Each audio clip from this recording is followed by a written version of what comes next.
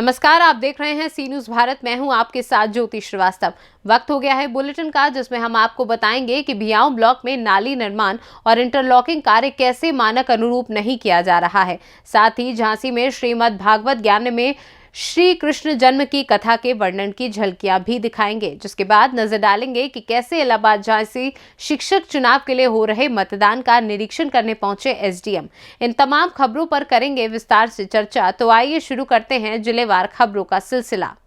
प्रथम सत्र प्रारंभ होने से पूर्व जिलाध्यक्ष प्रदीप पांडे, प्रांत सत्संग प्रमुख श्याम बाबू, जिला संरक्षक राम आशीष मिश्रा, जिला संयोजक आलोक चौरसिया, अकबरपुर प्रखंड अध्यक्ष विकास मौर्य ने संयुक्त रूप से राम जी के चित्र पर माल्यार्पण व दीप प्रज्वलित कर शुभारंभ किया। वहीं कार्यक्रम का संचालन जिला मंत्री ब्रजेश पांडे ने करते हुए बैठक की रूपरेखा बताते हुए मुख्य अतिथि श्याम बाबू को उद्बोधन के साथ आमंत्रित किया।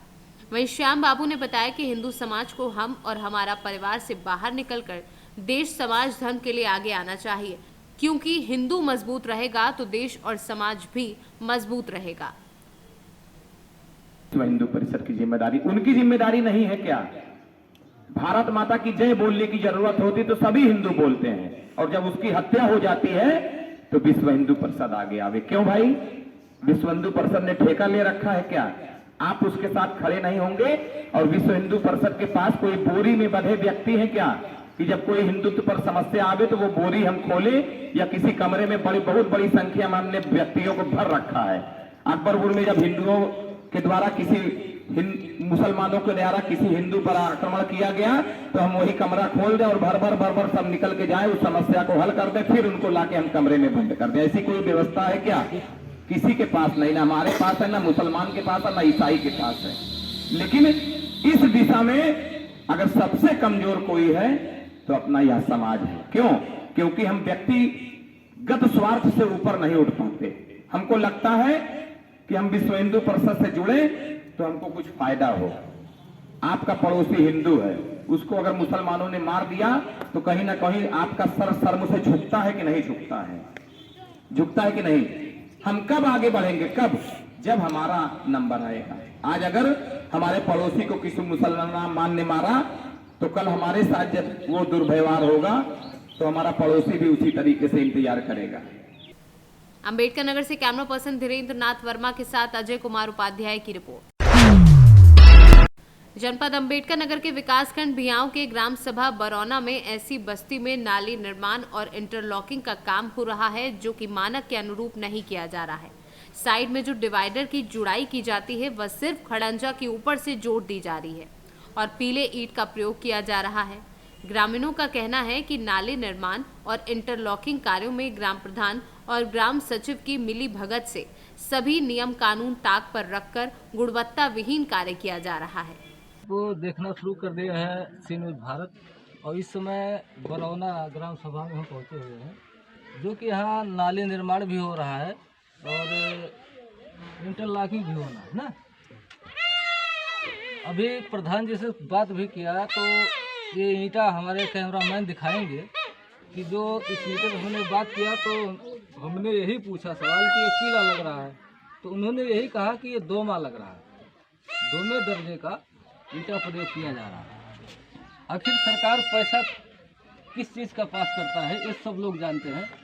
सरकारी काम में जो भी होता है अव्वल का पैसा निकलता है, जो भी हो। और इसी पे हम प्रधान जी से भी चर्चा करेंगे। भ्रष्टाचार इस कदर फैला हुआ है, ग्राम सभा में या फिर ऑफिस में और कहीं भी जाइए, भ्रष्टाचार की वो जड़ है कि जो पब्लिक परेशान होती है। इसी पे हम प्रधान जी से बात करेंगे और ग्रामीणों से कुछ बात करेंगे। क्या ईंटा आप लोग घर में लगवाए हैं कभी? ठीक, हमारे कैमरामैन ईंटा दिखाएंगे। ईंटा आप घर में लगवा सकते हैं, आप काम कर रहे हैं? कोई कमी नहीं है। काम कर रहे हैं। ईंटा पहले आप ईंटा फोड़ करके देखिए। अरे मैं देखूंगा भैया। प्रधान जी आपने कहा जो मैं वही बता रहा हूँ। आपने ये कहा दोमे दर्जे का लगवा रहा हूँ। आप बताइए, आपने यही कहा ना कि दोमे दर्जे का है ना, तो मान लो ये अव्वल है ना। दोमे दर्जे का आपने अभी बात किया। नहीं, यही कहा अव्वल। मान लो आप इसको फोड़ करके दिएगा, सेवा धुआं होता क्या होता? आप फोड़िए इसको। ये है क्या? सब सब समझो क्या इसमें घर में नहीं लगता है क्या? है समझो। हाँ, ये कहाँ लगता है? जैसे ऊपर जैसे ये घर में क्यों नहीं लगता? ये तो करिए, ऊपर ऐसा ईटा नहीं लगता ना, समझो। अव्वल लगता है ना। घर बनवाता आदमी कैसे बनवाता? सही बताइएगा, ये आपकी ग्राम सभा का काम। अंबेडकर नगर से सीनू संवाददाता हरिलाल प्रजापति के साथ रविंद्र यादव की रिपोर्ट। झांसी के तहसील गरौठा के अंतर्गत आने वाले नगर गुरसराय के मोहल्ला मातवाना में तुलसी सत्संग समिति द्वारा सत्संग भवन में चल रही श्रीमद् भागवत कथा में आज कथा व्यास पंडित निर्मल शर्मा ने कृष्ण जन्म की लीलाओं का मनमोहक वर्णन किया, जिसमें उन्होंने कृष्ण जन्म के बाद भगवान की बाल लीलाओं का भी वर्णन किया। जहां रानू तिवारी ने कृष्ण जन्म पर बधाई गीत गाए और नाल पर उनका साथ देवेंद्र घोष ने दिया। वहीं कथा की आरती परीक्षित अविनाश गोस्वामी ने की। झांसी से सीनू संवाददाता आशुतोष गोस्वामी की रिपोर्ट। इलाहाबाद झांसी शिक्षक चुनाव को लेकर शुरू हुआ मतदान, जहां निरीक्षण करने पहुंचे उप जिलाधिकारी हंडिया। बता दें कि इलाहाबाद झांसी से लेकर 10 जिले के मतदान हो रहे और कुल 9 प्रत्याशी मैदान में अपनी किस्मत आजमा रहे हैं, जिसको लेकर आज जिले के सभी ब्लॉकों में मतदान हो रहा है। और इसी क्रम में सैदाबाद ब्लॉक से सुबह 7 बजे से शुरू हुए मतदान में धीमी गति से मतदाता निकल रहे हैं। जैसे जैसे समय बीत रहा है, मतदाताओं की संख्या बढ़ती जा रही है। सैदाबाद ब्लॉक के मतदेय स्थल का निरीक्षण करने पहुंचे उप जिलाधिकारी हंडिया सार्थक अग्रवाल ने निरीक्षण कर मतदेय स्थल का दौरा कर सुरक्षा व्यवस्था का जायजा लेते हुए बताया कि चुनाव आयोग की सभी गाइडलाइन का पालन किया जा रहा है और मतदान सही और सुचारू रूप से चल रहा है। अच्छा, व्यवस्था क्या है?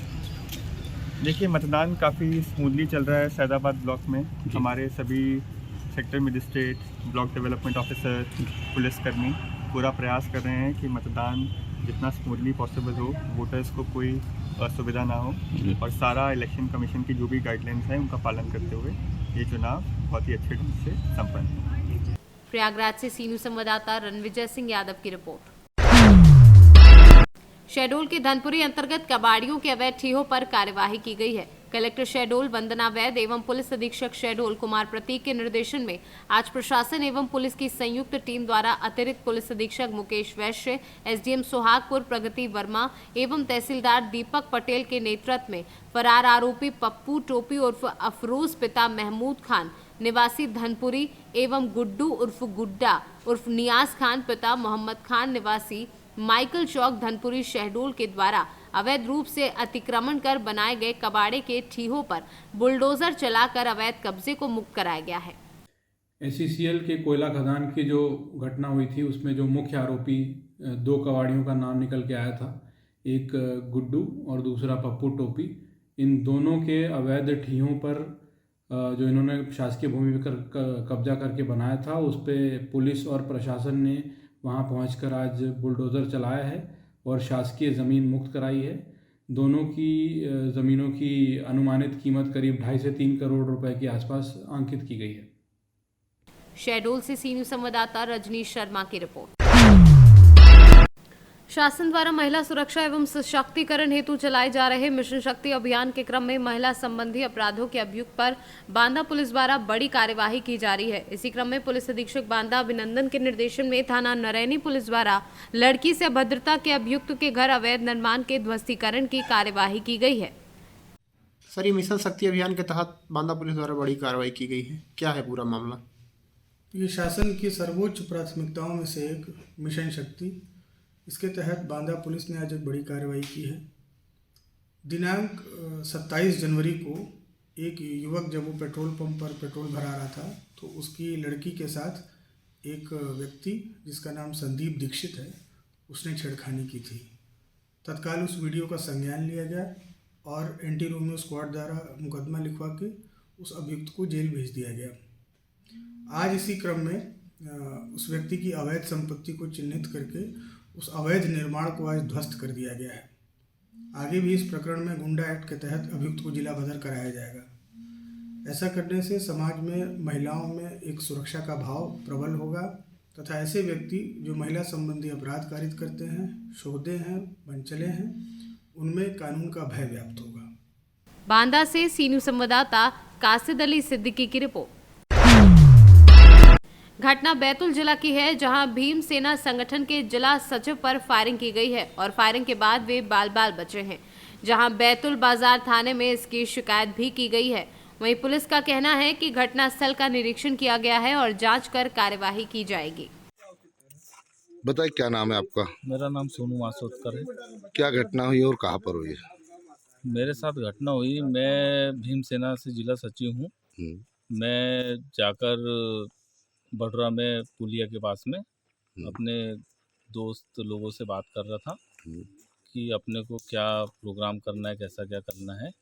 उतने में जयू यादव, अंगद यादव, ये लोग 4, 5, 7 लोग आए ब्लैक कलर की वरना से और गाली गलौज करने लगे कि तू हमारा जुआ पकड़ा रहा है और ये वो। तो मैंने बोला भाई मैं तो इस टाइप के काम नहीं कर रहा हूँ। तो इन लोगों ने पिस्टल निकाली और मेरे को फायर करे। फायर किया आपके ऊपर? जी। गोली साइड से निकल गई, आपको लगी? झूमा झटकी हुई, उसमें साइड से गोली निकल गई। अच्छा, इसकी शिकायत कहाँ पर की अभी आपने? बैतुल बाजार थाने में करी है। अच्छा, कितने बजे की घटना है लगभग? ये समथिंग 11:30 पौने 12 बजे। और किस किस के साथ झूमा झटकी हुई है? सौरभ मासोदकर, हाँ, अंकित और विंदेश और गोविंद थे मेरे साथ में। बैतुल से सीनू संवाददाता राहुल नागले की रिपोर्ट।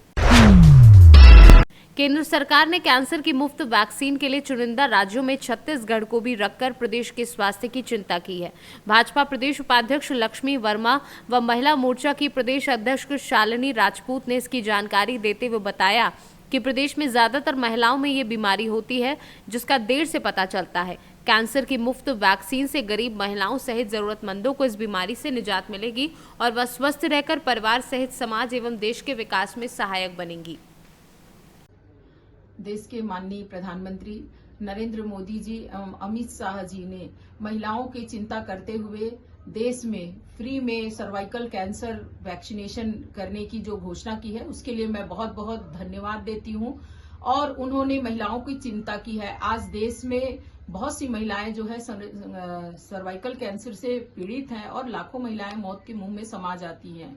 आने वाले अप्रैल महीने से हमारी बच्चियों को, हमारी बेटियों को, हमारी बहनों को वैक्सीनेशन लगाया जाएगा और उसकी कास्ट 3,000 रुपए है, जो कि फ्री में लगाया जाएगा। अब सर्वाइकल कैंसर वैक्सीनेशन के लिए कुछ राज्यों को लिया गया है, उसमें छत्तीसगढ़ को भी शामिल किया गया है। छत्तीसगढ़ की चिंता माननीय प्रधानमंत्री जी के द्वारा की गई है, क्योंकि यहाँ भी बड़ी संख्या में बेटियों को सर्वाइकल कैंसर जो रोग है वो हो रहा है। तो कैसे उससे बचा जाए, ये बड़ी समस्या है और इसको देखते हुए छत्तीसगढ़ को प्राथमिकता से लिया है। उसके लिए मैं प्रधानमंत्री जी को पुनः धन्यवाद देती हूँ। जैसा कि आप सभी को मालूम है, केंद्र सरकार ने सर्वाइकल कैंसर के टीका के लिए छत्तीसगढ़ को चुना है और साथ ही साथ जो मुफ्त में टीकाकरण करने की बात केंद्र सरकार ने कही है, इसके लिए केंद्र सरकार को, मोदी सरकार को हम सब साधुवाद देते हैं। महिला मोर्चा छत्तीसगढ़ एवं महिला मोर्चा की छत्तीसगढ़ की समस्त बहनें, क्योंकि आप सभी को मालूम है कि लगभग एक साल में 1.25 लाख बहनों को कैंसर होता है। ये सर्वाइकल कैंसर होता है, जिसका पता देर से चलता है, जिसका इलाज संभव होना मुश्किल होता है। 75,000 से अधिक जो बहनें हैं इससे पीड़ित होती है और वह इस रोग के कारण उनकी मृत्यु हो जाती है। इन सभी कारणों को देखते हुए केंद्र सरकार ने छत्तीसगढ़ को चुना है ताकि टीकाकरण प्रारंभ किया जा सके। आप सभी को मालूम है, अगर प्राइवेट में इस टीका का लेते हैं तो 3,000 पर व्यक्ति पड़ता है, लेकिन केंद्र सरकार ने इसे मुफ्त टीकाकरण की योजना छत्तीसगढ़ में लागू अप्रैल माह से करने जा रही है, जो कि हम सबके लिए एक सुखद एहसास है और स्वास्थ्य की दृष्टि से बहुत बड़ा सौगात है छत्तीसगढ़ के लिए। मैं मोदी जी को धन्यवाद देती हूँ हम सब की ओर से। छत्तीसगढ़ से सीनियर संवाददाता रेखा क्रिस्टोफर की रिपोर्ट। जालौन के नदी गांव क्षेत्र की ग्राम पंचायत बाशट में श्रीमद् भागवत कथा का आयोजन किया गया। कथावाचक परम पूज्य श्री लक्ष्मी देवी द्वारा कथा का आयोजन 25 जनवरी से शुभारंभ किया गया, जो 31 जनवरी को समाप्त होगा और भंडारा 1 फरवरी को किया जाएगा। जालौन से सीनियर संवाददाता शेर सिंह कुशवाहा की रिपोर्ट। सिद्धार्थनगर जिले में आज फेयर प्राइस शॉप डीलर कोटेदार कल्याण समिति के बैनर तले कोटेदारों ने अपनी मांग को लेकर जिला अधिकारी के माध्यम से मुख्यमंत्री को एक ज्ञापन सौंपा है, जिसमें कोटेदार समिति ने अपनी मांगों को लेकर अपनी बात कही है। उत्तरी मांगों को लेकर के ज्ञापन दिया है, जिसमें अन्य प्रदेशों में जो है कहीं 200 कमीशन है, कहीं 250 है, कहीं 180 है, और हमारे उत्तर प्रदेश में केवल 90 रुपये बड़ी लड़ाई लड़ने के बाद कमीशन दिया जाता है। हमारा मांग है कि जब भारतवर्ष में एक देश है और एक कार्ड है, तो एक कमीशन भी होना चाहिए पूरे देश के उचित दर विक्रेताओं का, लेकिन सरकार इसमें जो है भेदभाव कर रही है। हम लोगों का जो है मांग बहुत लंबे अरसे से चल रहा है। ये देखिए, हम लोगों का कमीशन जो है अभी भी बकाये चल रहे हैं। जुलाई से लेकर के अक्टूबर तक का बकाया है। उसके बाद फिर जो है नवंबर माह में पैसा जमा किया कोटेदारों ने, उसको शासन आदेश के मुताबिक फ्री वितरण कराया गया, वह पैसा भी रिटर्न नहीं हुआ आज तक। इन तमाम समस्याओं को लेकर के हम लोग जो है ज्ञापन दे रहे हैं, और 2 और 7, 8, 9 फरवरी में जो है हम लोग दुकान बंद करेंगे। और इन्हीं को लेकर के समस्याएं हमारी फिर जाएंगी लखनऊ तक। लखनऊ से फिर ऑल इंडिया जो है फेयर प्राइस शॉप डीलर जो है दिल्ली में जो है धरना प्रदर्शन करेगा, जो है जंतर मंतर के समक्ष। सिद्धार्थनगर से सी न्यूज़ संवाददाता धर्मेंद्र कुमार की रिपोर्ट। फिलहाल इस बुलेटिन में बस इतना ही। देश और दुनिया की बाकी खबरों के लिए आप देखते रहिए सी न्यूज़ भारत।